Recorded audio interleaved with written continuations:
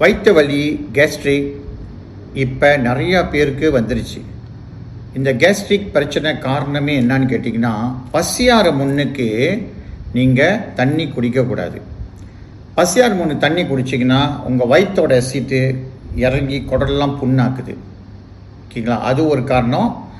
அதை பற்றி இப்போ நான் பேசுகிறேன், நீங்கள் பாருங்கள். தண்ணி குடிக்கிறாங்க, 8 ஹவர் நீங்கள் தூங்குனீங்கன்னா வயிற்றில் அசிட் இருக்கும். அப்போ இந்த அசிட் எதுக்காக சொன்னாங்கன்னா, காலையில் ராஜா மாதிரி சாப்பிடு. 8 ஹவர் நீங்கள் சாப்பிடாமல் இருக்கீங்களே, சாப்பாடு போட்டிங்கன்னா சாப்பாடு நல்லா வெந்து அது சத்து கொடுக்கும். ஆனால் என்ன செஞ்சுட்டானுங்க வெள்ளைக்காரனுங்க, 1976 பேப்பர் எல்லா இடத்துலையும் போட்டானுங்க. நியூஸ் பேப்பரில், தமிழ் பேப்பர், சீன பேப்பர் எல்லாத்தையும் என்ன போட்டாங்கன்னா, காலையிலேருந்து தண்ணி குடிங்க, உடம்புக்கு நல்லது, ஜப்பான்காரன் குடிக்கிறான்னு சொல்லி ஒரு கதையாக மலேசியா முழுதும் பரப்புனானுங்க. சரிங்களா? நானும் அதை பார்த்தேன். ஏன் அவன் செய்கிறானுங்கன்னா, நல்லா கேட்டுங்க, தண்ணி குடித்தா இந்த அசிட் இருக்குல்ல அப்படியே இறங்கி உங்களோட சிறுகுடல்லாம் புண்ணாயிடும். அந்த படத்தை இப்போ நான் காமிக்க போகிறேன், பாருங்க.